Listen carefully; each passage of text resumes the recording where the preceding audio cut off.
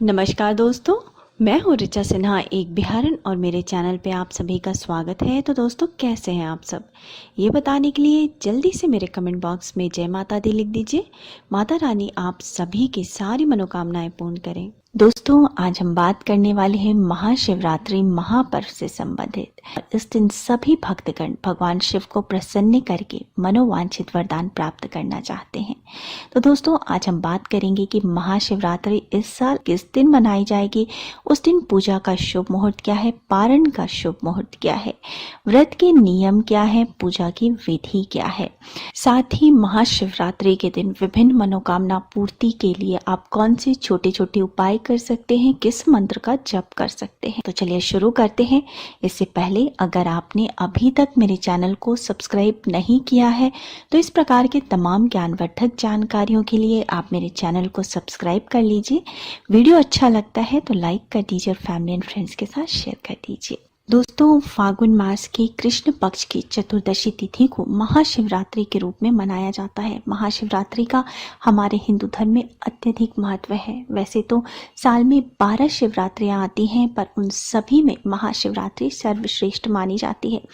ऐसी मान्यता है कि महाशिवरात्रि के दिन ही भगवान शिव और माता पार्वती का विवाह हुआ था, और इसी दिन भगवान शिव की विधिवत पूजा अर्चना करने से, व्रत करने से, मंत्रों का जप करने से भगवान भोलेनाथ भक्त की सभी मनोकामनाओं को पूर्ण करते हैं और सारे विघ्न हर लेते हैं।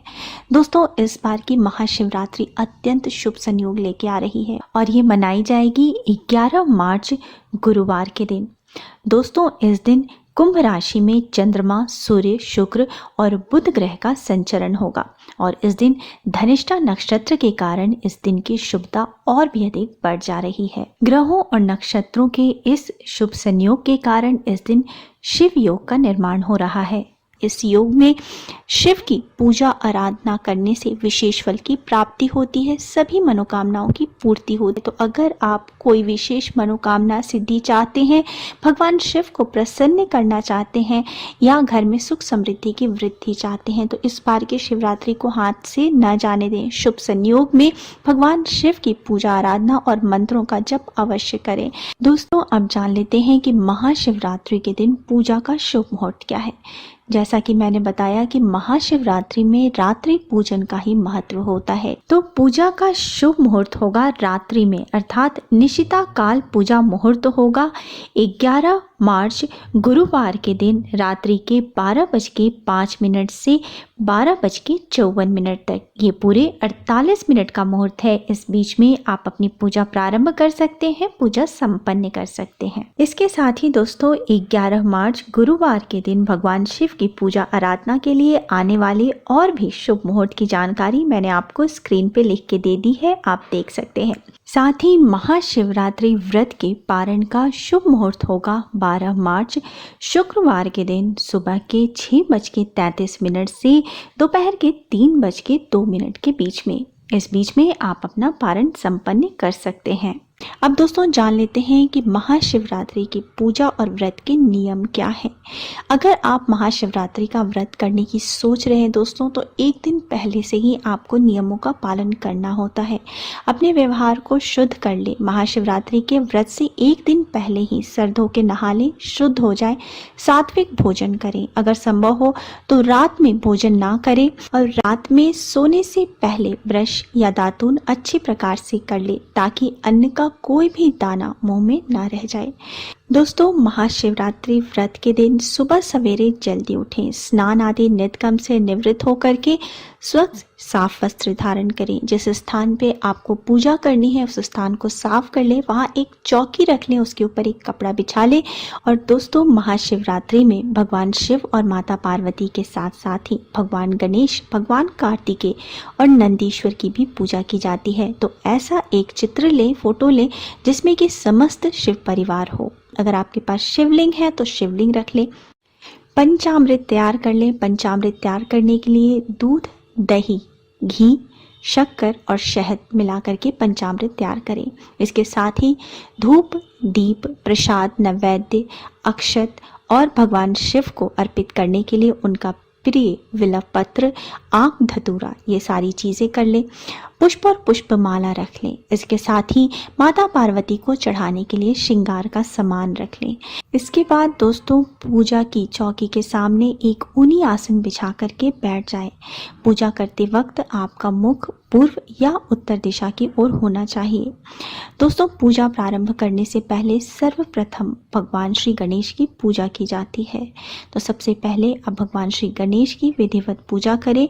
भगवान श्री गणेश को स्नान कराएं, टीका चंदन पुष्प पुष्पमाला अर्पित करें, धूप दीप दिखाएं और प्रसाद अर्पित करें। उसके बाद आप भगवान श्री गणेश से हाथ जोड़ करके प्रार्थना करें कि आपकी पूजा निर्विघ्न सफल हो, ऐसी वो आप पे कृपा करें। इसके बाद आपको भगवान शिव की और माता पार्वती की हाथ जोड़ करके प्रार्थना करनी है, उनसे विनती करनी है कि वो आपके घर में पधारे और आपकी पूजा स्वीकार करें, आपकी पूजा का शुभ फल प्राप्त हो, ऐसी वो आप पे कृपा करें।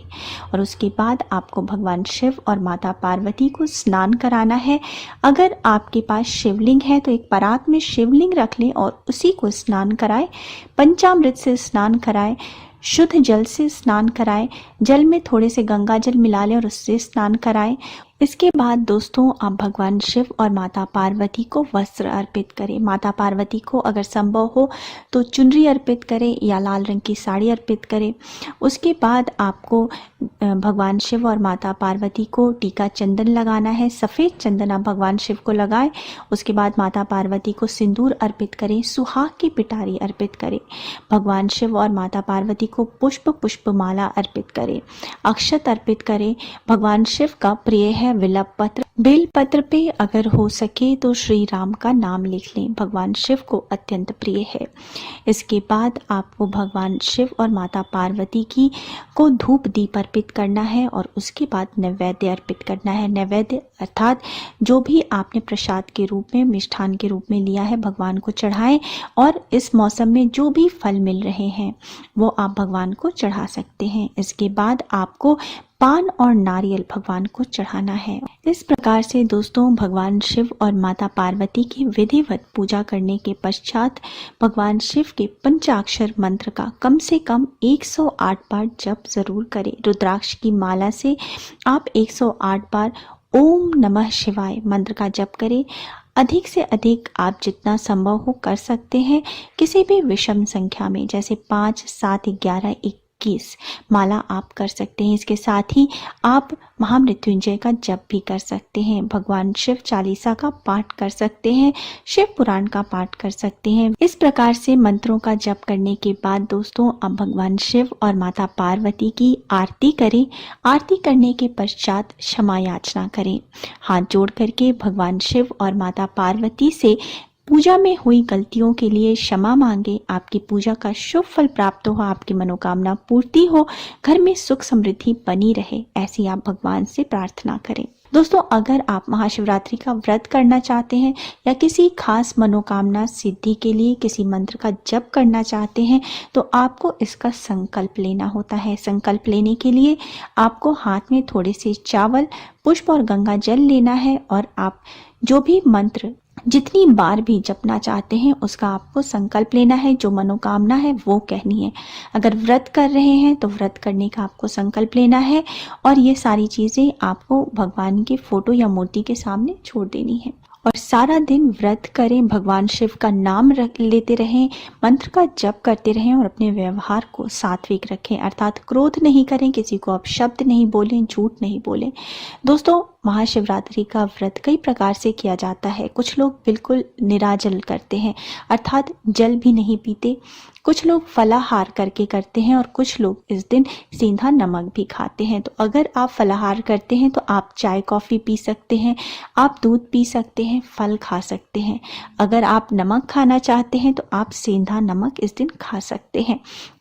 और दोस्तों शाम के समय पुनः आपको भगवान शिव और माता पार्वती को भोग अर्पित करना होता है, उनकी आरती करनी होती है। अगर संभव हो तो रात्रि जागरण अवश्य करें। महाशिवरात्रि में रात्रि जागरण का अत्यधिक महत्व बताया गया है। रात भर मंत्रों का जप करें, भगवान शिव का कीर्तन करें और भजन करें। सुबह सवेरे दूसरे दिन जिस दिन पारण है उस दिन सुबह सवेरे जल्दी उठें, स्नान आदि से निवृत्त होकर के और भगवान शिव माता पार्वती की पुनः पूजा करें, उन्हें प्रसाद अर्पित करें और स्वयं भी भोजन करें। दोस्तों, महाशिवरात्रि के दिन दान का भी अत्यधिक महत्व बताया गया है। तो किसी ज़रूरतमंद को, किसी अनाथालय में गरीब को, ब्राह्मण को इस दिन अन्न दान करें, फल दान करें, नंदी को चारा खिलाएं। दोस्तों, कहा जाता है कि इस दिन, महाशिवरात्रि के दिन, नंदी गाय को चारा खिलाने से धन लाभ होता है, जीवन में हर्ष, उल्लास और सुख समृद्धि की प्राप्ति होती है।